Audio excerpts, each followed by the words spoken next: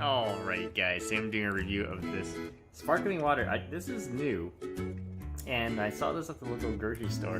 Check this out, it's called AHA, and basically it's sparkling water, and this is flavor is peach honey, no sweeteners, and check this out. Here's the nutrient panel if you guys want to read it, pause the video, and check this out here, here's the ingredients. Okay, so let's go do a quick taste test.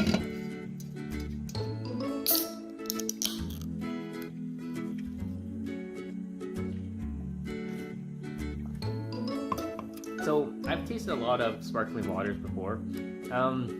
This one's okay. It has some of the taste of the peach in there, but